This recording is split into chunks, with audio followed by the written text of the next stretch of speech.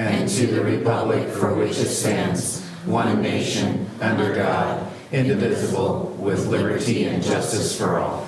Bow with me. Heavenly Father, be with us today as we gather together to serve with wisdom, fairness, and integrity. Grant us clear minds to understand the needs of our citizens, open hearts to listen with compassion, and steady resolve to make decisions that promote the common good. Guide our discussions so they are respectful and productive. Help us seek unity where possible and wisdom where differences remain. May our actions reflect honesty, humility, and a commitment to justice for all. Bless our city, our first responders, city staff, and every family who calls Garden City home. Amen. Amen. Item 4 on the agenda is the approval of the last regular meeting, which if no corrections are offered shall stand approved. Are there any corrections? Didn't see any. Seeing none, they will stand approved. Item 5 is public comment. This is on our agenda for those members of the public to come and speak on items not on the agenda. If you come up, please state your name for the record. Seeing none, we'll move to item 6. Item 6, consideration of petitions, memorials, and remonstrances. Item A, the governing body is asked to consider and approve allowing the mayor to proclaim May 6, 2026 as School Nurse Day in the city of Garden City. I'll entertain a motion for this item. Move to approve the proclamation as presented. There's been a motion. Is there a second? Second. There's been a motion and a second. Any further discussion? All those in favor say aye. Aye. Those opposed, nay. Motion passes. I'd like to invite Michelle Steele, thank you, to speak on this item. Yes.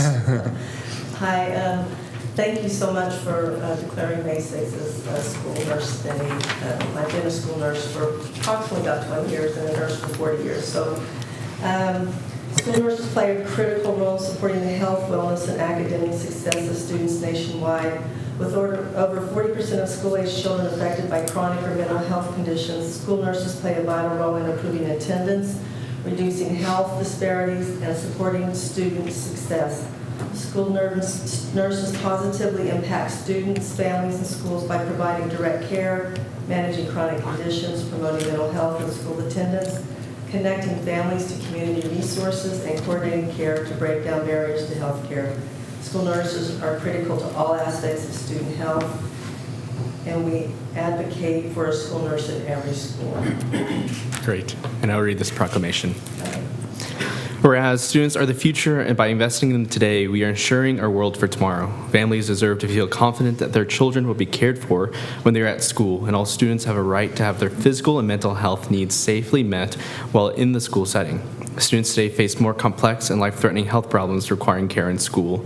And whereas school nurses have served a critical role in improving public health and ensuring students' academic success for more than 120 years, and school nurses address the home and community factors, e.g. social determinants, that impact students' health. And whereas school nurses are professional nurses that advance the well-being, academic success, and lifelong achievements of all students by serving on the front lines and providing a critical safety net for our nation's most fragile children.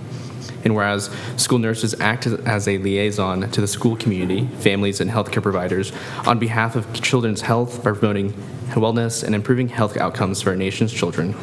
And whereas school nurses support the health and educational success of children and youth by providing access to care when children's cognitive development is at its peak.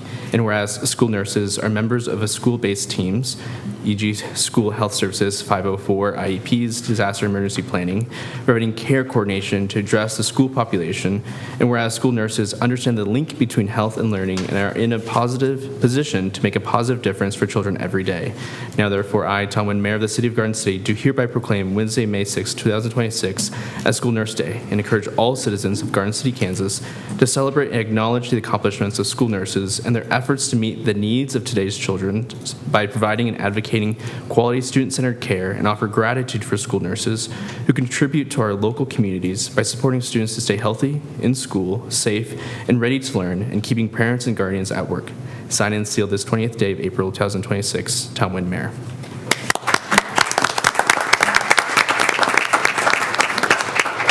If you'd like to join us for a photo, please.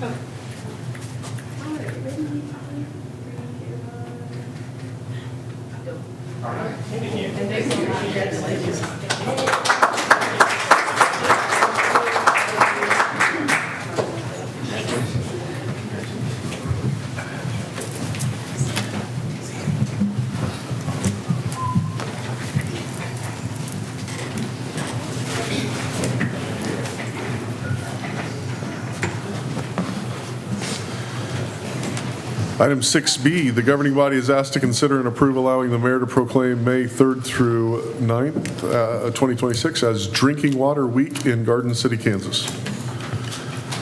I move to approve the proclamation as presented. Second. There's been a motion and a second. Any further discussion? Seeing none, all those in favor say aye. Aye. Opposed, nay. Motion passes. Good afternoon, Mayor and Commissioners. The American Water Works Association has celebrated Drinking Water Week for over 40 years to promote engagement with the water utility, educate citizens regarding the water supply, and to recognize the professionals who provide water to the city. Drinking Water Week is celebrated the first full week in May of every year. And the water department is made up of 13 employees, serving over 9,200 meters, delivering 2.3 billion gallons of safe drinking water a year to the citizens of Garden City. So thanks for passing that resolution. Of course. Proclamation. Now I'll read the proclamation.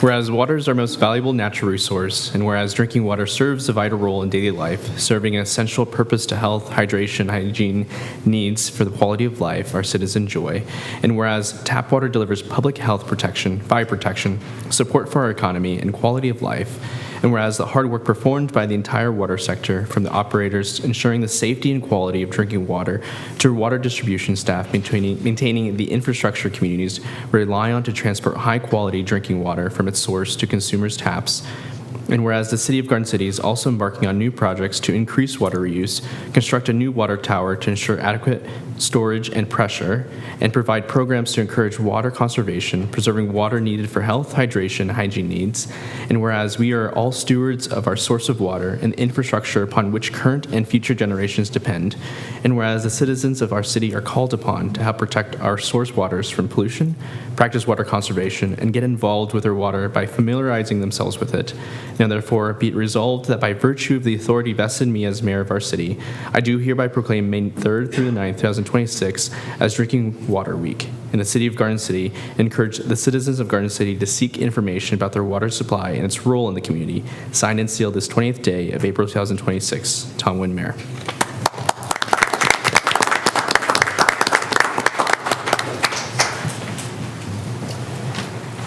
You kind of need a photo for that.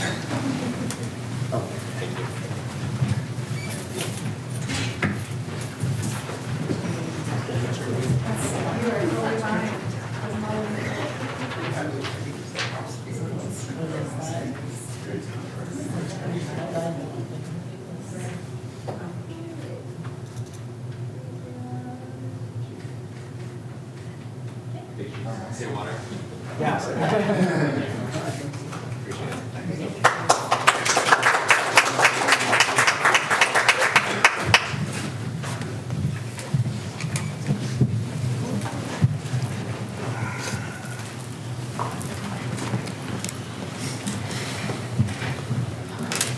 Item 6C, the governing body is asked to consider and approve allowing the mayor to proclaim May 3rd through 9th, 2026 as Professional Municipal Clerks Week in Garden City, Kansas. I'll entertain a motion for this item.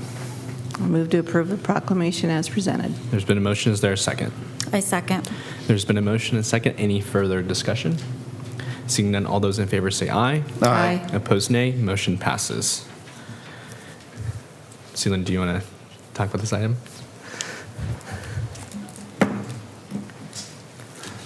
I wasn't prepared like Mike, I'm sorry, I apologize. This is, I believe, I can't remember now. not prepared, I'm so sorry. 57. 57. 57th anniversary or 57th year proclamation for city municipal clerks across the United States and the world, actually. We're getting ready to celebrate in May in Reno, Nevada, the 80th year of the actual IIMC Institute. So we're excited to be attending that. We thank you for approving this proclamation. Thank you. Thank you. I'll read the proclamation. Whereas the office of the professional municipal clerk, a time-honored and vital part of local government, exists throughout the world, and whereas the office of the professional municipal clerk is the oldest among public servants, and whereas the office of the professional municipal clerk provides the professional link between the citizens, the local governing bodies, and agencies of government at other levels, and whereas professional municipal clerks have pledged to be ever mindful of their neutrality and impartiality, rendering equal service to all, and whereas the professional municipal clerk serves as the information center and on functions of local government and community, whereas professional municipal clerks continually strive to improve the administration of the affairs of the office of the professional municipal clerk through participation in education programs, seminars, workshops, and the annual meetings of their state, provincial, county, and international professional organizations, whereas it is most appropriate that we recognize the accomplishments of the office of the professional municipal clerk. Now, therefore, I, Nguyen, Mayor of the City of Garden City, do hereby proclaim May 3rd through the 9th, 2026, as the 57th Annual Professional Municipal Clerks Week in the City of Garden City, and encourage all citizens to extend appreciation to all professional municipal clerks for the vital services they perform and their exemplary dedication to the communities they represent. Signed and sealed this 20th day of April 2026.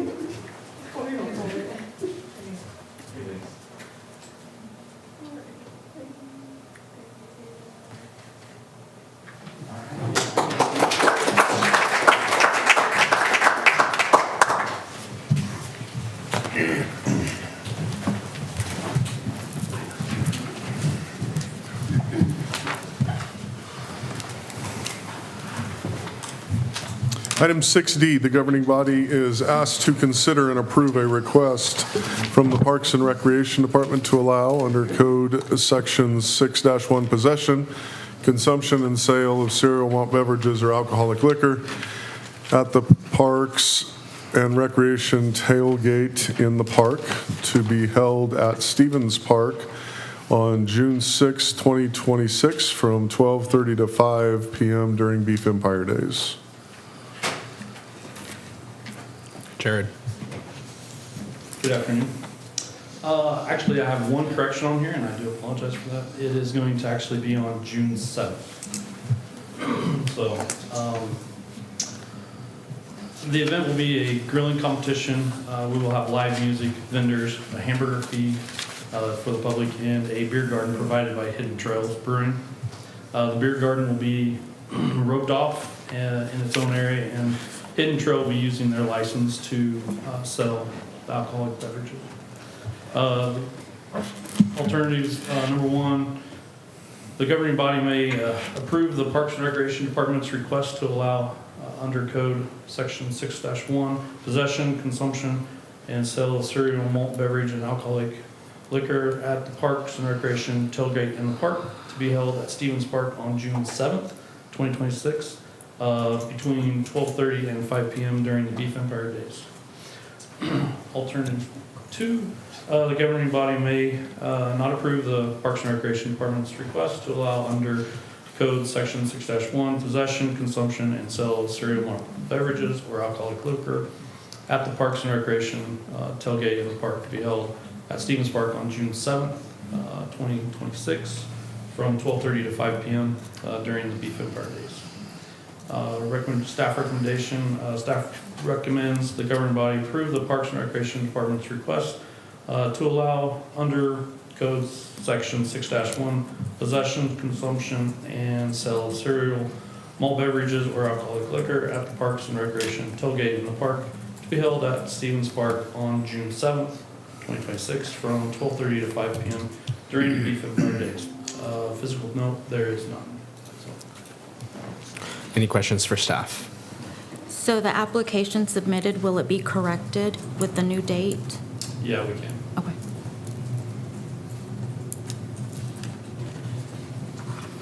Any further questions?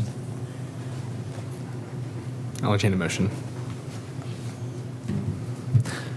I move to approve the Park and Rec's Department's request to allow under Code Section 6.1 possession, consumption, and sale of the sour malt beverages or alcoholic liquor at the Parks and Rec's tailgate in the park to be held at Stevens Park on June 7th, 2026 from 12:30 to 5 o'clock during Beef Empire Days.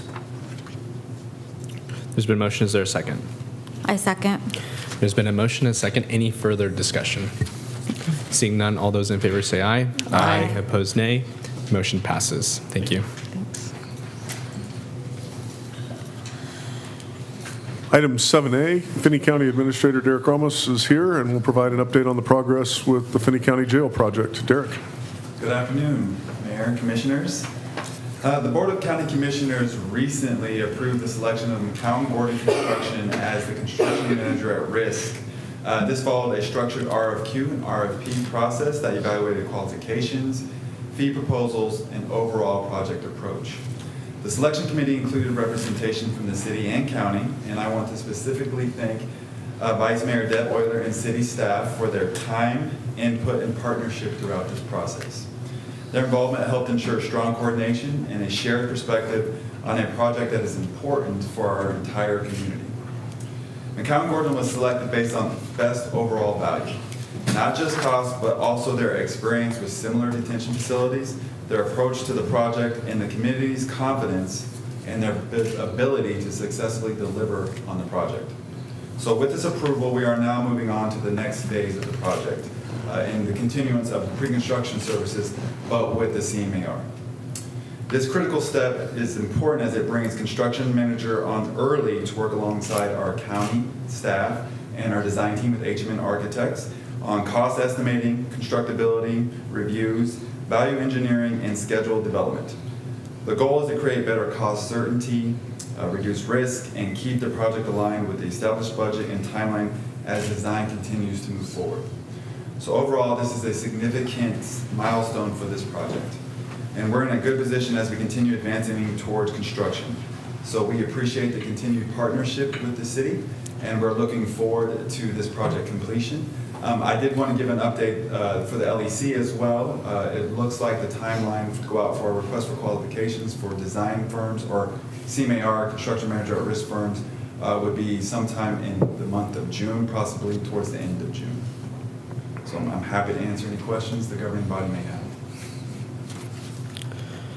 Any questions for County Administrator? So we're on track then, is what you're saying, for the construction of the jail? Yes. So right now, construction documents will be done at the end of June, and McCown Gordon's initial timeline will have some project completion in mid-2028. Okay.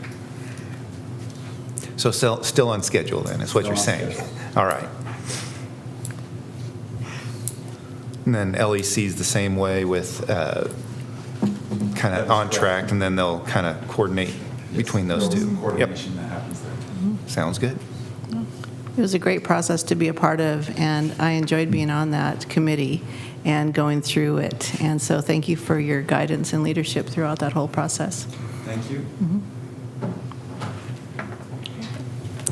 Thank you. Thank you. Thanks, Derek. Thank you, guys. Thanks. Item 7B, Deputy City Manager Burke will provide an update on the progress with the Temporary Law Enforcement Center project. Good afternoon, Mayor and Commissioners.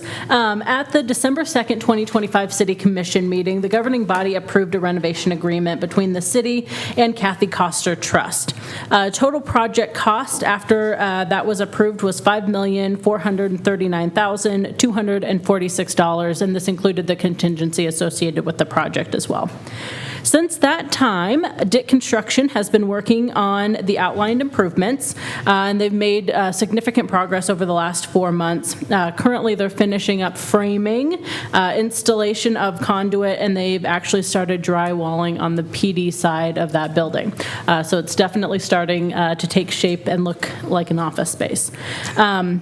They are still slated to be completed before the end of the year, with the current projection of substantial completion occurring in mid-December. There are a few items that fall outside the scope of the project and will be managed by staff, such as signage, access controls and cameras, data poles, generator installation, bollard placement, and parking lot painting. On the staff side of the house, we've started to meet both internally as city staff to talk through those outstanding items, but also collectively between the city and the county to coordinate the move from the current building into 1210 Fleming. We're trying to ensure that we pre-plan as much as possible to help reduce confusion for the public, such as updating addresses, that type of thing, online and on all of our forms and within all of our systems, but also trying to help staff prepare for the transition and the physical move of relocating most of the stuff that's over in the existing law enforcement center into that new temporary space. The last two elements of this project relate to dispatch and Finney County evidence. So the city has engaged with Tusa Consulting, who specializes in 911 communications center assessments, and they provide an independent assessment on our technology and infrastructure needs, and they will be making some recommendations to us to help staff and potentially ultimately you all make a decision related to how to continue to have dispatch be operational during the construction. So they'll look at a couple different options. One is keeping them where they currently are located to make sure that we've got the appropriate redundancies and things like that so they can remain operational, but also looking at what temporarily moving them out of that space for a specific period of time may also look like. So they'll help provide some of those recommendations based on their expertise, and that's really their wheelhouse, and they help communities all across the country make those types of assessments. And finally, the other kind of moving piece of this very large project is related to evidence. So currently evidence for the Finney County Sheriff's Office is currently located in the Law Enforcement Center.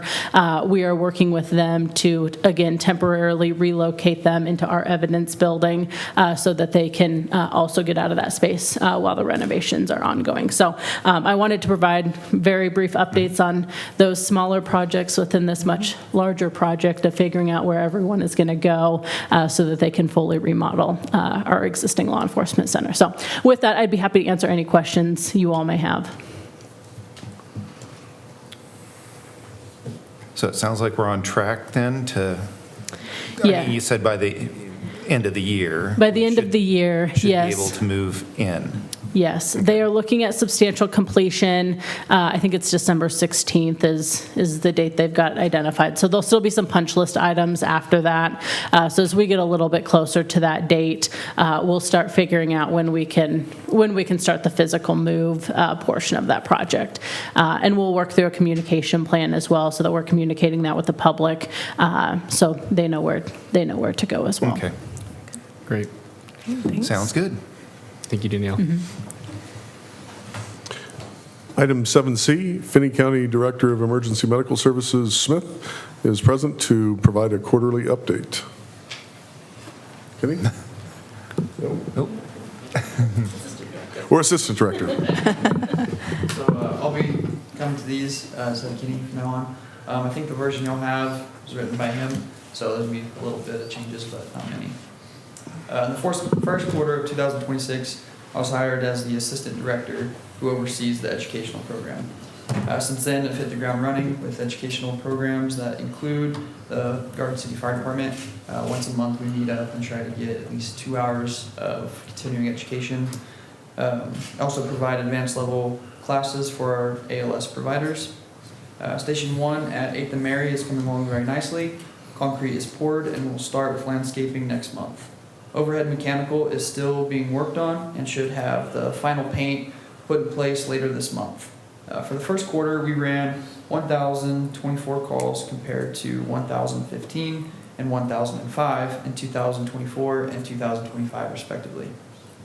In March, we sent Natasha Oglesby, paramedic supervisor, to Phoenix for 1-day class in getting certified in ASLS, Advanced Stroke Life Support. This class allows her to instruct and teach future instructors and line personnel on strokes from the American Heart Association. She is the first person in the state to be certified in this. Our personnel continue to do a great job, and I cannot thank them enough for what they do for the citizens of Finney County.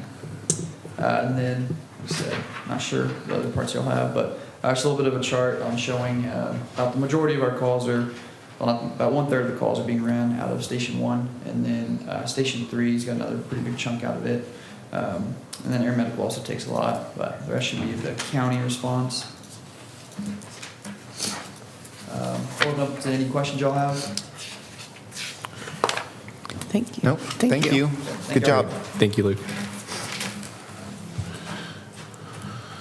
7D, I'll provide a recap of the 2026 Western Kansas Congressional Delegation Reception Trip. The last week, on Monday and Tuesday, we had scheduled meetings in Washington, D.C. The city of Garden City was represented by Mayor Nguyen, Vice Mayor Euler, Deputy City Manager Burke, and myself, along with some community members, and also Rochelle Powell, Director of Aviation, community members Micah Bunch from the Chamber of Commerce, and then the origin of that trip is really the communities serviced in Western Kansas by commercial airlines that receive EAS funding, or Essential Air Service funding. That's kind of the historic basis of the trip, and then also a thank you to the staff members. There's a reception that is for the staff that is working in the DC offices for our delegation. They don't get to leave DC very often during their work tenures. Their noses to the grindstone, and income doesn't necessarily always provide for return trips home. So it's a good chance to for the Western Kansas communities to get to DC and thank them for their work, and develop those one-on-one relationships. We receive on Monday morning a topical update from each of the staff members and the respective topic that they cover for their member of Congress. And so you'll hear, an immigration update from those that work on immigration, a transportation update for those that work on transportation issues, farm bill updates from the ones that work on the farm bill. So we went through a progression of probably 10 topics, had an opportunity, as all of the Western Kansas communities, to ask questions, and that was a helpful meeting. A lot of new faces on the staff, and so we were able to kind of identify some folks that we hadn't worked with before and get to know them. A reception later that evening, again, to tell them thank you and get to know them a little bit better, a little bit more relaxed setting. Essential Air Service communities all had meetings with the Essential Air Service staff. That was covered by Rochelle Powell and Mayor Nguyen. And then we met with each of our senators and our congressmen. Those communities were one-on-one meetings with Senator Moran and his staff. He was on a vote, and so we met with his chief of staff and his legislative director, but had a chance to catch up with the senator at the reception individually and one-on-one. Had a really good meeting with them, updated them on some congressionally directed spending projects that they had approved in the past that are underway, and those even got a mention in his newsletter over the weekend. We also updated their office on the congressionally directed spending requests that we've submitted for this year related to emergency response radios, as well as the Northeast Sewer Interceptor Project. We also met individually with Representative Mann, and we're able to. He was over in the Capitol, but we were able to catch him in between votes and have a really good discussion with him. Thank him for his support for letters of support for some grant applications that we've recently submitted. Senator Marshall meets with the representatives from the community all at once, and so our time there is a little more, our time window is a little more narrow. Each community had 3 or 4 minutes to sort of talk about something unique to their community, and so we were able to do that, give them updates, but have had some, while the time spent talking about Garden City specific stuff wasn't that long, we have had time to have follow-up discussions with some of the staff that were in that meeting as well, following up on Garden City specific issues. So it was nice to be able to make those connections, and also to thank Senator Marshall for his letters of support that he's also submitted for some grant applications that we've done. So all in all, I think a good trip. I think we've maybe brainstormed a little bit. This visit has evolved over the 40 years that it's been going on, and I think we've identified maybe some ways that it can further evolve and provide not just more value for those going out and meeting with the delegation, but also be of more value to the delegation themselves, maybe, and not put the staff in such a precarious situation as an update to all the cities in western Kansas at 9 a.m. on Monday morning, which is not their peak performance time, I would say. It's usually kind of getting things started back up for the week, and I think maybe thinking about how that can maybe either happen later in the day on Monday or even on Tuesday might be a way to go. But those are discussions we're going to have with the other 5 communities that go, other 4 communities that go, to see if there's a willingness. It's not our turn to host, so it's really not our turn to dictate that. But I do think some of the feedback suggests that we may rework that visit in future years. Any questions on that? I do think maybe Mayor and Vice Mayor are certainly willing to share from their perspective, maybe in the Around the Horn section of the meeting, if you'd like. Great. All right, 7E, Assistant Director of Neighborhood and Development Services, Charles, will present the 2025 official population for Garden City. Mayor and Commissioners, every year, Neighborhood and Development Services provides an estimated population count for Garden City. For 2024, the estimated population was 30,120, and for 2025, it was 35,222. For 2025, the population count is significantly higher than the previous year. There has been a slight change in the formula used due to 2 factors. First, the average household size was previously 2.73 and was adjusted to 3.35 for 2025 count. Secondly, the U.S. Census no longer provides an estimated population counts for those living in group homes, so that has been removed from the 2025 estimate. All of these numbers are taken from the U.S. Census website. To estimate our population, we use the following formula: number of residential accounts plus number of new home permits times the average household size. We estimate that the population count for Garden City will be around this number for each year moving forward, if the average household size remains 3.35. You'll see us, thank you, Lisa, you'll see us using this number. We thought it warranted some explanation. We've been using somewhere between 30 and 31,000 for quite some time. If we just all of a sudden started using 35,000, we again felt that needed some explanation. Right. This is a census, a per household number that's that the U.S. Census Bureau adopts and believes. Granted that when they do the official census every 10 years, we always seem to end up with a significantly lower number, but there's pretty good reason to believe that an undercount exists, and that's been validated by some cell phone tracking data by other entities in town and that type of thing, that we know our overnight number in Garden City is significantly higher than 31,000. So We've consistently used this, the population number that is the per household approved number for the census times the number of residential accounts. We'll continue to do that. We just wanted to give some explanation why we grew by 4,000 people overnight, effectively. It's not that we've grown by 4,000, it's that the accounting, the per household accounting multiplier is finally caught up.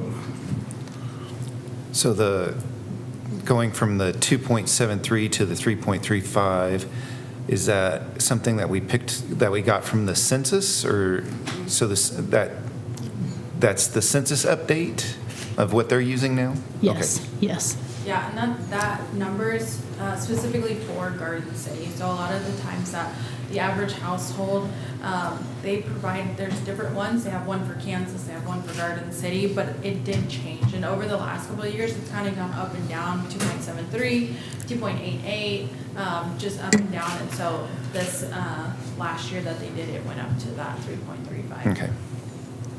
Just in case somebody asks, it's like, where'd they come up with this number? It's like, so we know that it's from the census uses it as a number that we plug in. So thank you. Thanks. The balance of the items under the report of the city manager are written reports. Do you have any questions over those?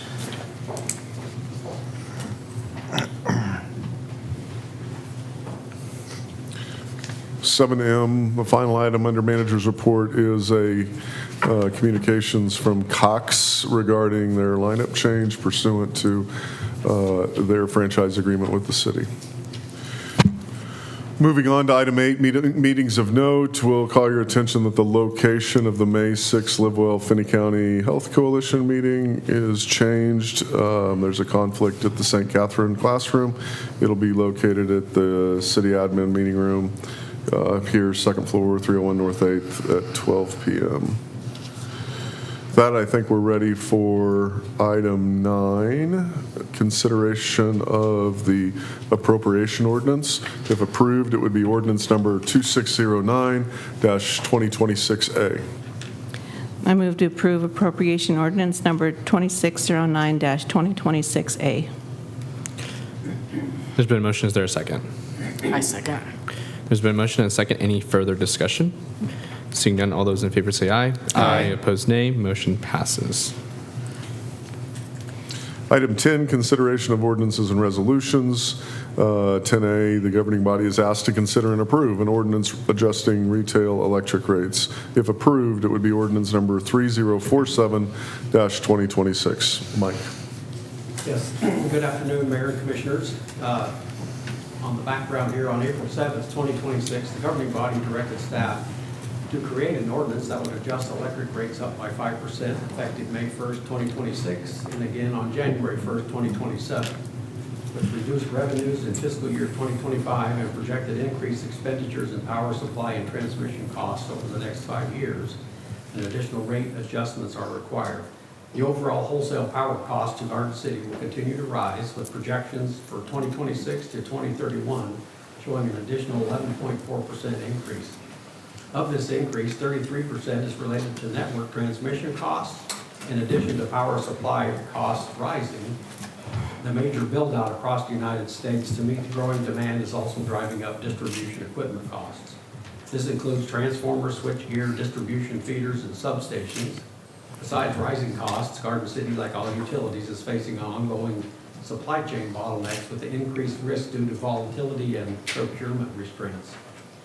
So your alternatives today are the governing body may approve ordinance number 3047-2026 as presented, or the governing body may not approve this ordinance as presented. Staff recommends the governing body approve the ordinance.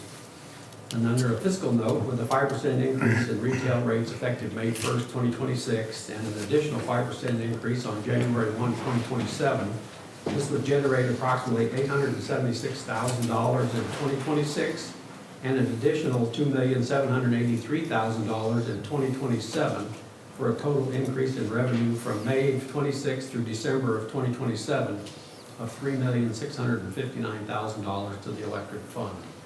If this ordinance is approved by the governing body today, the average residential customer would see an additional $5 per month increase in 2026 and an additional $5 increase in 2027. And I'm happy to answer any questions you may have regarding this. Any questions for Mike? We're also, aren't we later on this year, or is it going to be next year that we're doing a rate study for the city as well?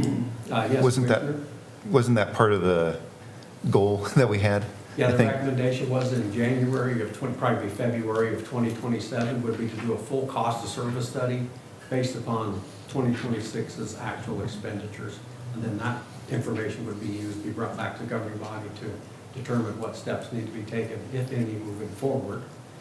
We also discussed that possibility of refinancing the Dogwood Energy Facility bonds. We were prepared to do that a month ago. However, the conflict with Iran has caused interest rates to change, and so we're going to hold off on that for the time being. Okay. Thank you. You're welcome. I'll entertain a motion for this ordinance. I move that we approve ordinance number 3047-2026. There's been a motion. Is there a second? Second. There's been a motion and a second. Any further discussion? Seeing none, all those in favor say aye. Aye. Opposed, nay. Motion passes. Thank you. Thank you. Would you like to 12H. move 12H up in the batting order, Mayor? Yes, please. And I will step down for item 12H. Okay.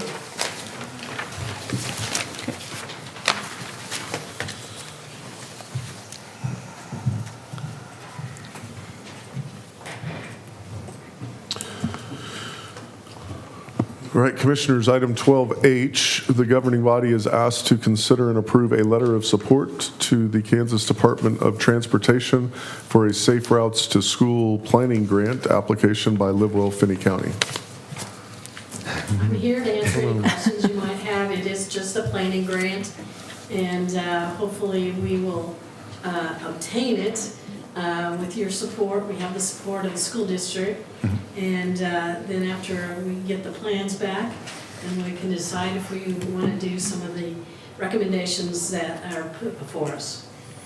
Do we have a staff report on this? Yes, I can provide a little bit more detail.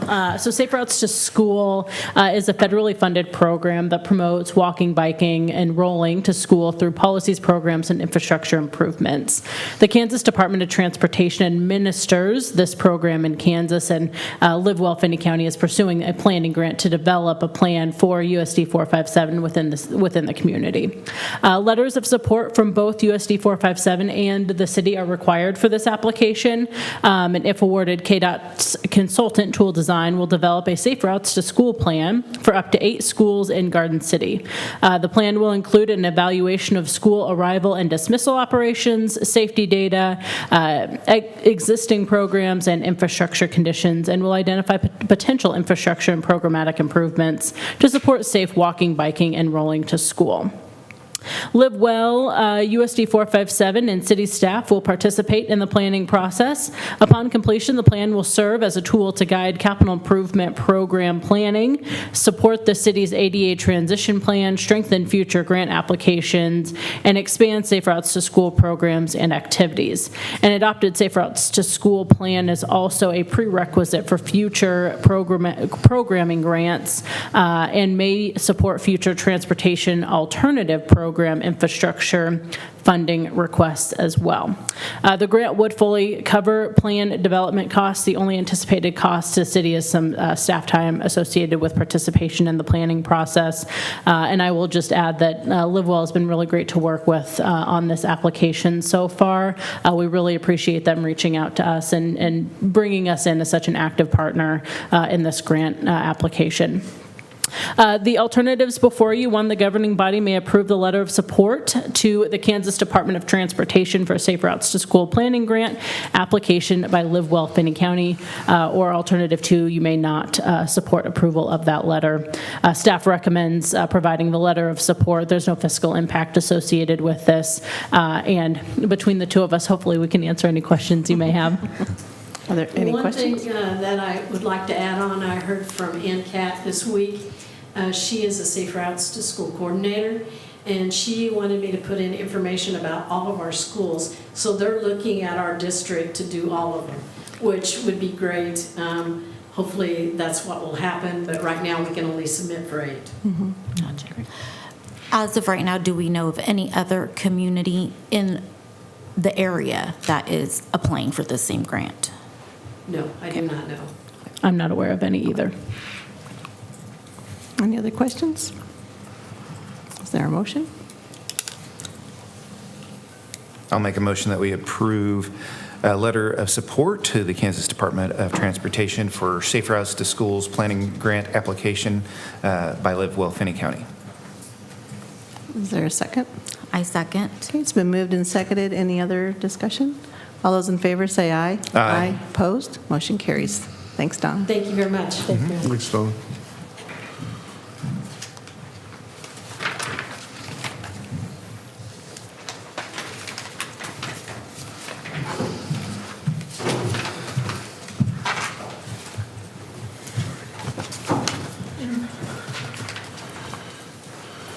Item 12A, review of the budget calendar for 2026 meetings and budget assumptions. Jared. Good afternoon.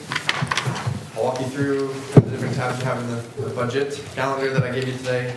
The first page of the binder is the calendar. It lays out the dates that we'll be reviewing the different budgets at each commission meeting. I'll point out that with the alignment of timing, typically we end up with 2 meetings in July where we can kind of talk, plan, and make kind of pivots and changes before you have to indicate the revenue neutral rate intent. But this year, with the way the days line out, you're probably gonna have one. So there is a 5th Tuesday in June, which is typically your town hall meeting, which we could look at utilizing as one of those conversation times for the commission to kind of discuss the budget.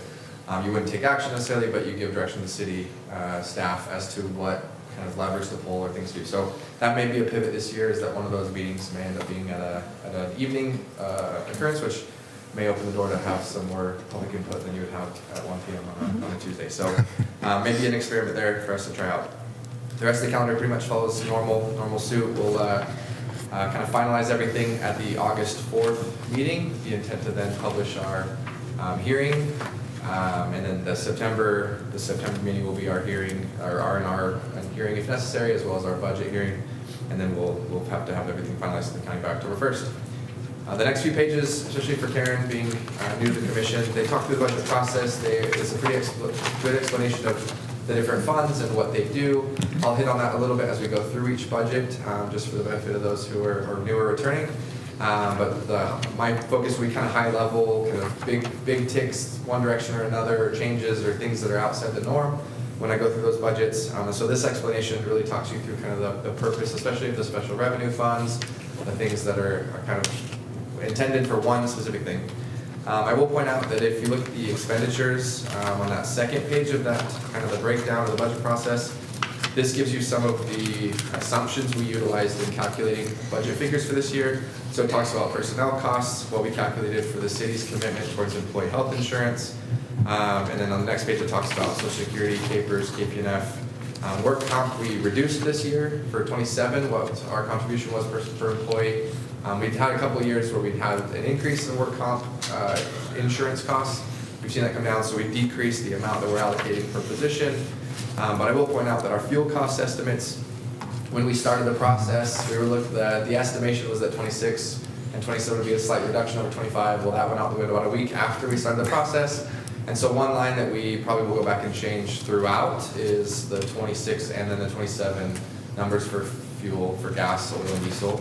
Right now, I think state of Kansas is up about 22% over what we were at last year for fuel prices. And it's just been really pinballing, so we haven't quite landed on what we want to budget for, but you'll see an uptick over what we thought would originally be a downtick there. I'll jump ahead to the goals document. This is what the City Commission was presented and we finalized in a recent meeting, so this is just a reminder for you as we go through the budget process of the goals that you've established. Departments look at those and incorporate those as when we're budgeting as to the things we're going to try to make sure we emphasize and make sure we're funding. Then you have the CIP. This is the plan of attack as of your adoption of your prioritization. And so you'll see on here there's figures for 2026, 27, 28, as far as revenue coming in. For 2026, it's revenue that's already occurred. The 27, 28, those are on the table for you to adjust and pivot and kind of plan accordingly. So right now, the 400,000 mark is what was initially established with kind of the excess of the 0.15 sales tax. But you're going to determine in the budget process whether that number goes up or down or stays the same. And so the plan of attack for the project prioritization is more so what's set in stone already on this, but the funding piece is still on the table to be discussed as part of your budget process. And then the last page are just the one-sheeters that show your debt service. So you have the first page talks through the general bond and interest fund is the top section. And then there's two subsections on this page. One is the 0.15 sales tax. The other is the 0.30 sales tax. So you have two bonds that are specifically paid by those sales tax revenues that come in. One for the fire station and the 0.30 projects. The other one for Bob Halloran Park and the skate park. And so as those debt services are paid separately, they're not really in your bond and interest calculation. We talk about property tax allotment for covering your debt service. We're talking about this top section on this page here. And so right now, the last few years, we haven't issued debt through a general obligation bond for general purposes. So you've seen this kind of reduced, but it's still higher than it was a few years ago. But this kind of shows you your ladder, so the appetite for if the city commission wanted to consider debt obligations for a general purpose this year, this is kind of your view of appetite. The next is your TIF debt service, the special obligation bonds. So this is paid for with the TIF out at Shoalhaven Crossing. These are the bonds that pay for the infrastructure to be put out there. This one we talked about at a recent pre-meeting that I presented at. We're looking at kind of 2030, 2031 right now is the projection on when the additional revenues will be able to pay this off early. So it goes through 2035, but we're thinking about 5 years early to be able to pay this off. And then the last one is just your utilities. So you have electric, water, and then solid waste, which is was added last year's general obligation issuance was for solid waste. So that's the debt service for those utilities as well. So all these are included in their budgets that you'll see. Any questions? And I talk fast. I know budget is your most exciting time is hearing me talk for 45 minutes to an hour. They have meetings. Our plan is to present similar to the last year. I'll talk high level through the budget, and especially when we get to departments, they'll be able to speak to kind of the highlights, the points they really want to make sure you take away from the document before you. And then you have your binders, and we'll get you packets with the additional information and additional pages each time before the meeting. So this Friday, we'll get you a packet for the first budget presentations, which will be our special revenue funds, debt service, and internal service funds. So, any questions today I can answer for you? Thank you. Thanks, Jared. There's no action required on that item or the next few budget briefings. They'll show up in new business, but they'll really be discussions only. 12B, the governing body is asked to consider and approve the passenger facility charge application for the Garden City Regional Airport. Rochelle. Good afternoon. Before you is the PFC application number 4. This is a long process. We started it back in February to notify the public that the city is interested in providing a 4th application to the FAA to collect PFCs. We go through an airline consultation, a public meeting, as well as multiple 30-day periods for public comment. This PFC application will cover our costs for our taxiway project that's coming up on the next city commission meeting to be considered for approval. And essentially what this is a $4.50 charge on anybody's airline ticket flying out of Garden City.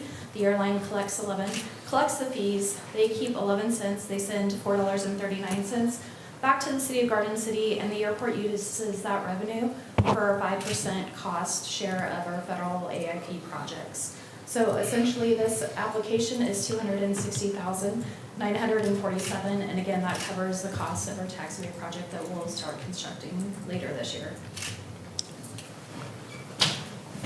With that, staff recommends approving the application for PFC number 4.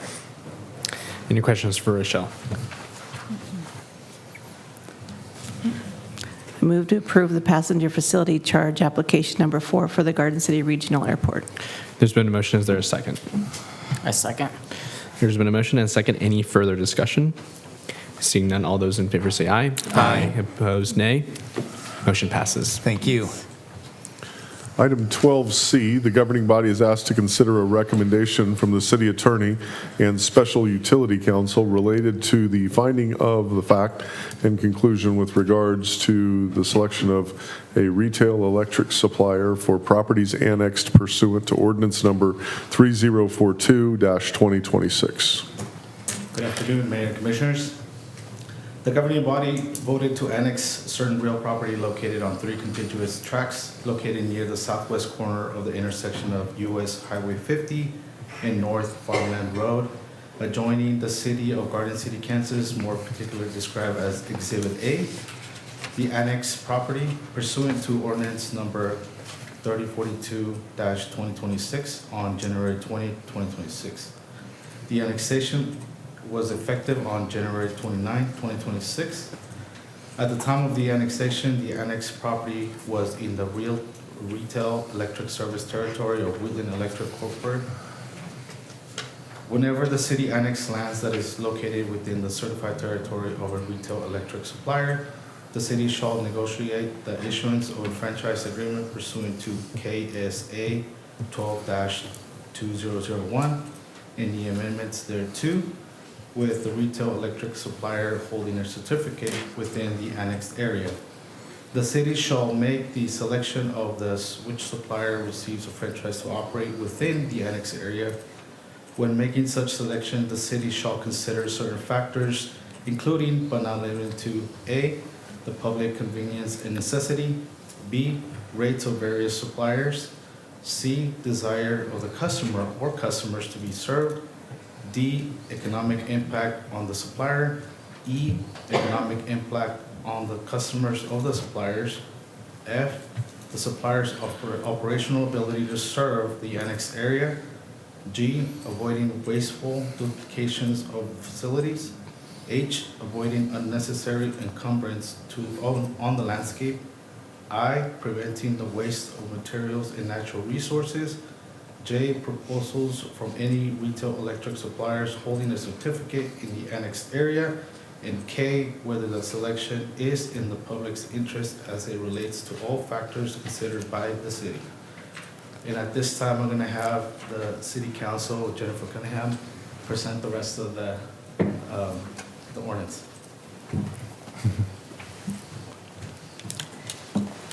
Thank you, Mayor and Commissioners. So I'm just going to kind of pick up where Jose left off. So there's a couple of other things before you actually get to the consideration of the factors, and so I just want to cover those with you. In this particular case, if the city selects the city utility department to serve the annexed property, Wheatland's service rights will terminate on July 28th of 2026. Which is 180 days after the effective date of the annexation that's provided in KSA 66-1-176A1. And the appropriate 8.5% statutory payment for any new electric load on the annexed property will expire on July 28th of 2036. So on February 5th, 2026, the utility department provided notice to Wheatland of the annexation and asked Wheatland to notify city staff as to whether it wished to apply for the franchise. This is what we always do. And on that same day, Mr. McVeigh, Assistant General Manager and General Counsel for Wheatland, confirmed that they were not requesting a franchise for the annexed property. You, at your March 3rd meeting, which was a public meeting, received evidence regarding which entity should be the retail electric service provider for the annexed property based on the factors, and we went through each of those factors at that time and gave you an explanation of that. They are further included here, but we're not going to go through them in detail a second time. We did at that meeting. And then pursuant to KSA 66-1-176F 1 through 4, the city utility department would be obligated to pay Wheatland for the expense of the retirement of the Wheatland facilities on the property and 2 times the previous 12 months revenue. There are no existing electrical services provided to the annexed properties, therefore there's no compensation required under this if you approve to use the city instead. Based on the evidence presented, the governing body is finding the factors as previously presented, and you can see these below the public convenience and necessity, rates of various suppliers, and you can see those outlined for you, desires of customers or customers to be served, economic impact on the suppliers, economic impact on the customers of suppliers, the supplier's operational ability to serve the annexed area, avoiding the wasteful duplication of facilities, avoiding necessary encumbrance on landscape, preventing the waste of materials and natural resources, proposals from retail electric supplier holding a certificate in annexed area, and whether the selection is in the public interest as it relates to the factors considered by the city. And then you can see A through K that goes through that public interest piece. This was all covered at your previous meeting. And before you today are the alternatives of concluding that the city utility department shall be the electric service provider in the properties annexed pursuant to ordinance number 3042, 2026. And that Wheatland has been and will continue to be compensated for the termination of its service rights according to state law. Alternative 2, you can choose to select another retail service electric provider, or 3, you can direct staff to go back and do something different or offer an additional alternative. We of course recommend staff and your legal counsel recommend that you do alternative 1 and select the city utility department to serve this area. And then you'll see there's a fiscal note pursuant to this, but as we already discussed, at this point in time, there's no additional compensation. Any questions? I'll entertain a motion for this item. I move to conclude that the city utility department shall be the electric service provider in the properties annexed pursuant to ordinance number 3042-2026, and that Wheatland Electric has been and will continue to be compensated for the termination of its service rights according to state law. There's been a motion. Is there a second? I second. There's been a motion and a second. Any further discussion? Seeing none, all those in favor say aye. Aye. Opposed, nay. Motion passes. Thank you. Thank you. Item 12D, the governing body is asked to consider and approve a bid for 2026 Class 6 hook lift trucks for the street and airport departments. Rochelle. Good afternoon. Casey Howard, street superintendent, basically did all the heavy lifting. I'm just here to present. So she did all this hard work on putting out the bid spec, contacting the vendors, all that hard work. So essentially we received 7 bids. 2 of the bids did not meet spec because they were not able to provide a central hydraulic system. 3 of the bids we considered unresponsive bids just because they can't guarantee the date of delivery because those vehicles are coming straight out of the factory. So that essentially leaves us 2 bids. The bid difference between the prices is $3,114.25. Quality Truck and Equipment can get us a truck in 8 weeks, and they are the higher bid. Master Tech Truck and Equipment is a apparent low bidder. However, it'll take 25 weeks to get the vehicles. One truck for the airport, 1 truck for street department. So we, staff, Casey and I and Tyler, worked through all this and looked at all the specs, and we ultimately recommend approving the bid from Quality Truck and Equipment, which is $3,114.25, more expensive than the low bid. However, we can get the vehicles in 8 weeks versus 25 weeks. So with that, the cost, the financial note of it, each truck are going to be paid for out of the specific department budgets, and the cost of the truck is $146,127.45. With that, we recommend any questions, or Casey and I recommend approving the bid from Quality Truck and Equipment. Any questions for staff? I will entertain a motion for this item. I move to approve the bid from Quality Truck and Equipment for 2026 Class 6 hook lift truck, 1 for the street department, 1 for airport, in the amount of $146,127.45 per truck. There's been a motion. Is there a second? Second. There's been a motion and a second. Any further discussion? Seeing none, all those in favor say aye. Aye. Opposed, nay. Motion passes. Thank you. Thank you. Item 12E, the governing body is asked to consider and approve conducting a comprehensive compensation study with McGrath Human Resources. Ellie. Hi, good afternoon. The city last completed a full compensation study in 2020 and a partial review in 2023. Best practice is to conduct a comprehensive study every 5 to 3 years to ensure the city remains competitive in the labor market and that positions are properly aligned with the pay structure. Staff recently received a proposal from McGrath Human Resources to conduct a full compensation study. The cost of the study would be $48,250 with a fee of up to $3,000 for travel. Eligible travel expenses include airfare, mileage or car rental, hotel accommodations, and meals for the consulting team. If approved, the pay study could begin as early as May 4th, 2026, with an initial kickoff meeting. During this meeting, staff would review the scope of the study, discuss the process and timeline, and begin identifying appropriate comparable cities and organizations to be used in the market analysis. Once the project begins, McGrath will conduct a market analysis of city positions, which is expected to take approximately 12 weeks.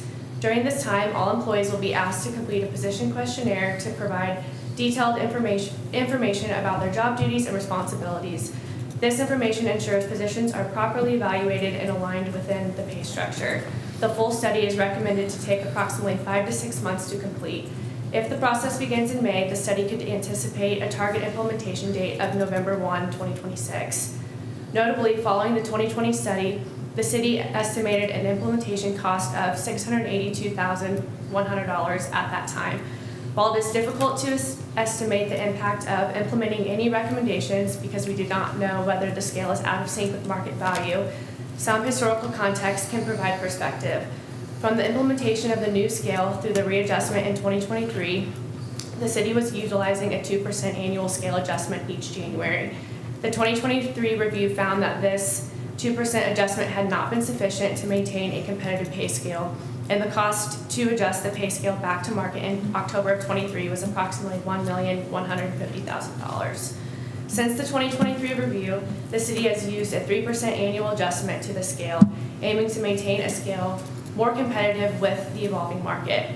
Based on the 2026 revised budget figures as they will be presented to the City Commission over the coming months, it is anticipated that for every 1% increase to salaries, the cost would be approximately $370,000, with $277,000 of such being attributed to taxing funds and the remaining $93,000 attributed to non-taxing funds.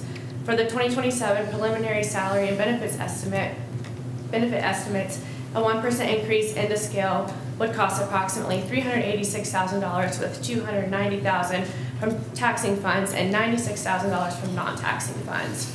So the alternatives before you, the governing body may approve the request to conduct a compensation study with McGrath Human Resources starting as early as May 4th. The governing body may deny the request and delay the compensation study, or the governing body may direct staff to pursue an alternative approach. And staff recommends that we approve, the governing body approves the request to conduct a compensation study starting as early as May 4th of 2026. Approval of this request would require adding $51,250 to the HR consulting pay line, but this amount does not include the cost of actually implementing that study. Any questions? Any questions for Ellie?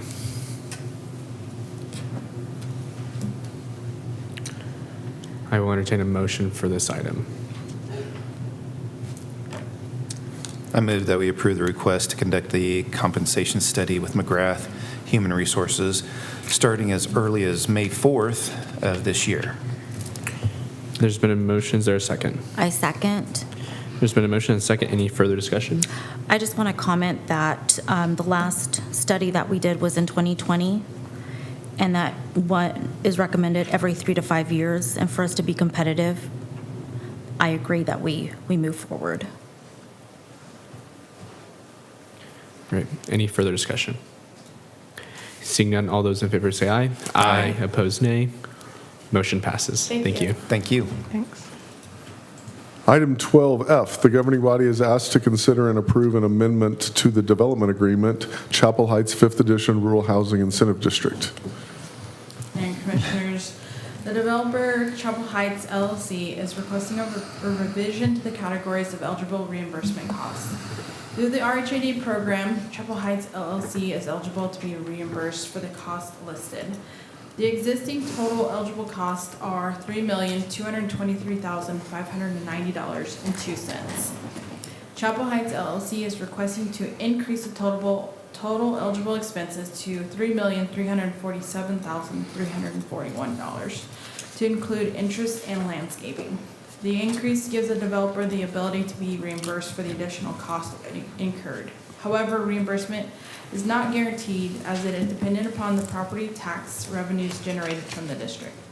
Your alternatives today are the governing body may approve the second amendment to the development agreement as proposed.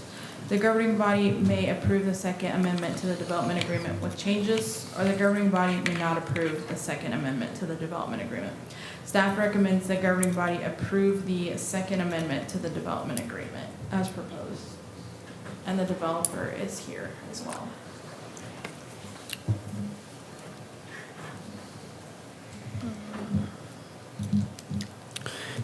I'll entertain a motion for this item.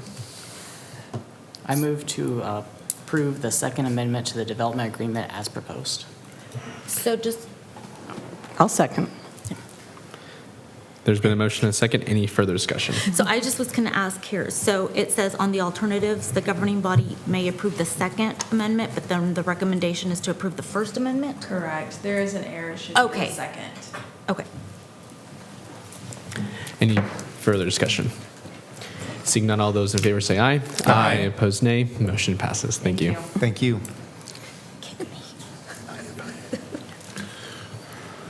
Item 12G, the governing body is asked to consider and approve the submission of an implementation grant application to the U.S. Department of Transportation's 2026 Safe Streets for All grant program. Good afternoon again, Mayor and Commissioners. The Infrastructure Investment and Jobs Act, also known as the Bipartisan Infrastructure Law, established the Safe Streets and Roads for All SS4A competitive grant program in 2022, providing $5 billion in funding over 5 years, 2022 to 2026, for projects intended to reduce roadway fatalities and serious injuries. In September 2022, the City of Garden City applied for an SS4A Action Plan grant in partnership with 11 jurisdictions along the US 83 corridor. Through that grant, action plans were developed for each participating entity. The governing body adopted Garden City's SS4A Action Plan and Vision Zero at its April 1st, 2025 meeting. Adoption of an eligible action plan is a prerequisite for applying for SS4A implementation funding. The application window for the final year of SS4A funding is currently open, with applications due May 26th of 2026. A total of $1 billion is available nationally, including $687,810,000 for implementation grants. The city's action plan identifies several potential improvement projects throughout the community. After reviewing projects, staff has determined that improvements at the Shulman and LaRue intersection present the strongest application opportunity at this time. According to both the action plan and the Northeast Traffic Study, the intersection is misaligned on the south leg and warrants additional turn lanes on all 4 approaches. Staff selected the project for application based on the following factors. The intersection has previously been identified for potential realignment. Preliminary concept development and cost estimates have been completed by the city engineer. The intersection experienced 6 injury crashes between 2018 and 2022, as well as a fatality crash in October of 2025. Increased traffic associated with the refinery complex is expected to exacerbate existing operational and safety concerns. The total project cost is estimated at $3,875,000, including contingency and inflation. A detailed cost estimate and concept drawing are included in the packet materials for your benefit. The SS4A program provides up to 80% federal funding participation, with the remaining 20% local match coming from non-federal sources. The Build Kansas Matching Fund program provides an opportunity to fund a portion of the required match, recommending a minimum 5% local contribution to demonstrate the city's commitment to the project. Accordingly, staff proposes submission of the application in the following amounts: 80% coming from the SS4A implementation grant of $3.1 million, Build Kansas Matching Grant $581,000, representing 15% of the total project cost, and the remaining 5% coming from city funds, which is $194,000. There are two alternatives before you today. One, the governing body may authorize the submission of an implementation grant application to the U.S. Department of Transportation's 2026 Safe Streets for All program, or two, you may not authorize the submission through that program. Staff does recommend approving the submission to the grant application program for this particular project. The fiscal note associated with it is assuming that the project stays within the budget and the city is awarded the Build Kansas grant. Our responsibility would be for 5% of the project, or $194,000. If the project exceeds the budget, the city would be responsible for those overages. This also assumes that we would receive the funding through the state for their 15%. If that is not awarded, the city would be responsible for $775,000. With that, I would be happy to answer any questions you may have. Any questions for Danielle?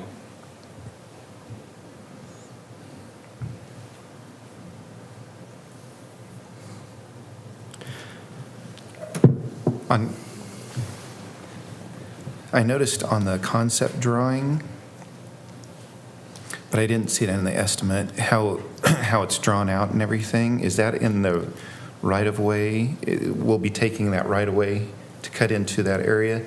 I didn't see any cost for any purchase of land, or I saw that we're taking out structure, but is it, so that's in the right-of-way of the road that we're just cutting into? Do you understand what I'm trying to get to? We're not purchasing land to build that out then, right? Okay. Correct. I think there may still be some right-of-way acquisition that may be required. I think with the contingency funds that we've got kind of built into this, I don't see it broken out specifically in this. Yeah, I didn't see it in the estimate. I was just wondering how, looking at the drawing and then looking at the estimated cost, but I was just wondering, because I didn't see anything in there, but I was just wondering if that was just in the right-of-way of the road that we'll be expanding that out into, right? Yeah, that's correct. When the property that was to the west of that developed, where the Casey's is, and the vacant lot, when that went through its development process, the city acquired enough right-of-way on the west side, so that should be enough right-of-way to have that intersection realigned without taking property from the east side. Thank you for that reminder, Mike. I knew we had the conversation, but I couldn't remember where it ended. Okay, thank you. Any further questions for staff? I will entertain a motion for this item. I make a motion that we authorize the submission of the implementation grant application to the U.S. Department of Transportation's 2026 Safe Streets for All grant program. There's been a motion. Is there a second? Second. There's been a motion and a second. Any further discussion? Seeing none, all those in favor say aye. Aye. Opposed, nay. Motion passes. The remaining two items under 12 are executive sessions, and neither do we anticipate action following the executive session. So if the commission would like to take up the consent agenda item and does not wish to pull any item off to talk about it separately, the appropriate motion would be to approve consent agenda items 13A through 13J. I move to approve consent agenda items 13A through J. There's been a motion. Is there a second? I second. There's a motion and a second. Any further discussion? Seeing none, all those in favor say aye. Aye. Opposed, nay. Motion passes. And then we will take up our commissioner reports before we head into executive session. Vice Mayor Euler. I enjoyed the pre-meeting that we had. It's always nice to have that joint meeting and come together and discuss the issues and kind of, see where the other entities are thinking as well, but also trying to find that common ground. So it was very nice to be a part of that, and I enjoyed the discussion. As Matt said earlier, we had our Western Kansas Congressional District meetings, in Washington, D.C. this last week.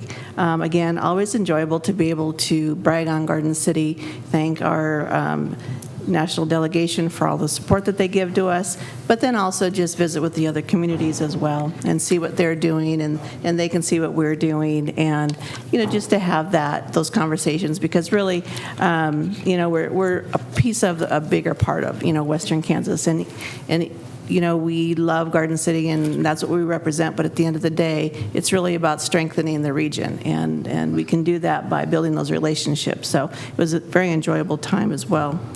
Had a chance to present the proclamation with Casey yesterday at the Arbor Day. She did a great job doing her the tree planting, and that's always fun when you get to go to the schools and you get to see the winners of the Arbor Day competitions, and just celebrate that, and that we're a tree city and have been for many, many years. And so it's been a really good couple of weeks to be able to just be a part of our community. And since I was looking back on my calendar, and we haven't met since the empirical ribbon cutting, I don't think, and so had a chance to attend that as well. Again, another great employer and an opportunity to really get a tour of the facility, see what they do, and just remind ourselves of just how much we feed the rest of the world here in Finney County. And so it was a great opportunity to do that as well.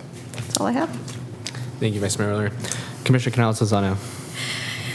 Yes, thank you. I just want to share that this past weekend, I helped with the cleanup at Forest Lake Park. It was great to see the people that showed up and see people engaging and taking action to take care of our community. It starts with us, and when we come together, that's when we really see an impact. I also want to note that in the March 2026 zoo report, they had a surprise inspection from USDA with a clean result. I want to commend the zoo for always keeping the zoo open, for doing a great job, and for everything that they do. So I think that goes to show all their hard work. Thank you. And that's all. Thank you. Commissioner Cessna. Attended the hospital open house, their recent additions that they've added to the facility.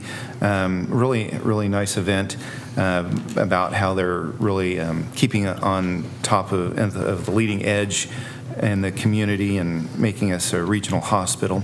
I also attended the Arbor Day event and was covering it from kind of the school district side, but we had quite a number of kids come up and ask questions, and we're wanting some also requests of things that they would like to see in the community. So we took those into consideration, the Vice Mayor and I. So always nice when the kids are wanting to be engaged. It's always nice to see that. As well, great joint meeting. Always nice to get the City Commission and County Commission together and have us discuss not only city projects but also county projects, and how we're all moving and rowing in the same direction together. That's really what has made our community and county a success. I have attended a number of other events in the community. There's a lot of ribbon cuttings and events going on in the community, and it really shows that we are growing and have an active and vibrant community here in Garden City. Finally, I just want to thank the first responders that responded to the recent event at the high school. It's great to see that they all, when we have a situation like we did at the high school, that they all come together, worked out well. Everybody was professional. But again, just thank you for their service and their fast response to that. Wanted to also mention right quick, the sales tax numbers were really good, as well as the employment numbers are steady and growing at our regional airport. So I just want to say fly local and shop local. Thank you. Thank you. Commissioner Landgraf. So I was able to attend the ribbon cutting for Newman's Mobile Agricultural Lab. I just want to say it's great being able to see such a huge turnout from our community at that event. I think that really shows how excited our community is about these new opportunities for our city.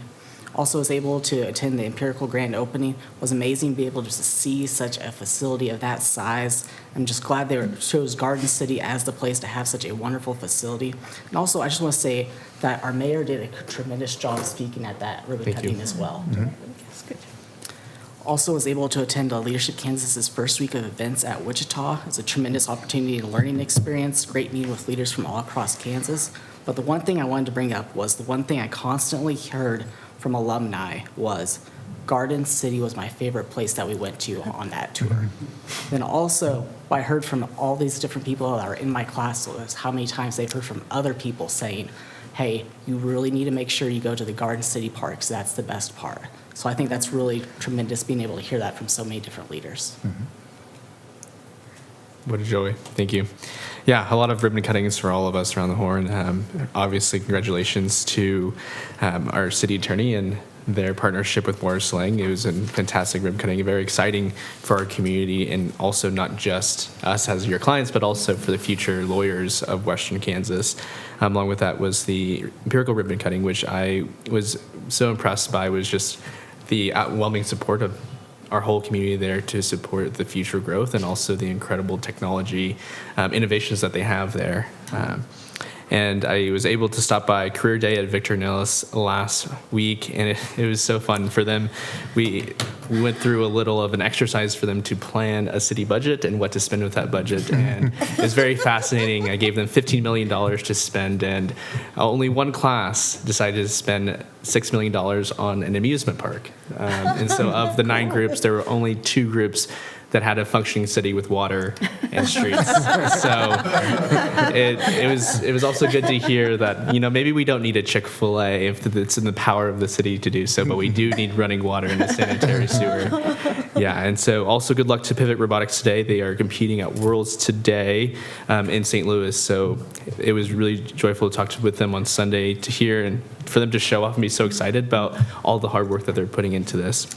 And along with that, it was really impressive for us to go to DC and also to meet with the staffers. I think really do the most work for us to voice our opinions through them, and it was really good for us to share all of our thoughts, for them to listen well and to offer their time to us.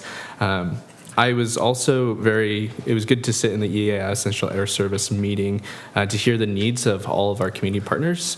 Kind of a report on that is it seems that our friends in Liberal and even a couple in Dodge feel that they are looking for flights to Houston. I think that's where their greatest need is, to Houston, so that's good for us to be aware of that too. But that is all I have. Now we will move to our executive sessions.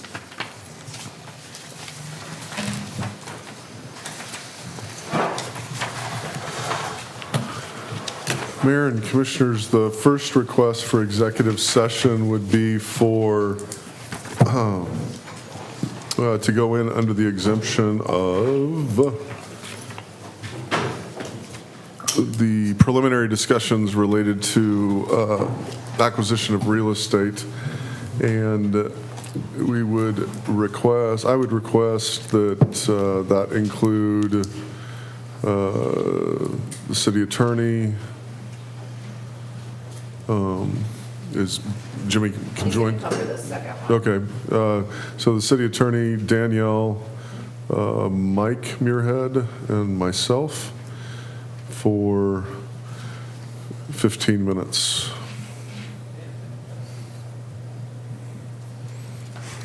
So the appropriate motion would be, if you agree with that, would be to move to go into executive session pursuant to KSA 75-4319B6 pertaining to preliminary discussions related to the acquisition of real property for 15 minutes with the city attorney, the deputy city manager, director of public works and utilities, and the city manager. Do we want to take a break, or do we want to just checking before we go into executive session? Let's take a 2-minute break. 2 minutes is fine. I just need to go. Yeah. Okay. I'll entertain a motion for this item. I make a motion that we go into executive session pursuant to KSA 754319B6 pertaining to preliminary discussion relating to the acquisition of real property for 15 minutes starting at 2:35. With those in attendance of City Manager Matt Allen, City Attorney Jennifer Cunningham, Assistant City Manager Daniel Burke, and Director of Utilities Mike Muirhead. There's been a motion. Is there a second? Second. There's a motion and a second. Any further discussion? Seeing none, all those in favor say aye. Aye. Opposed, nay. Motion passes. Yeah. Yeah, all of a sudden.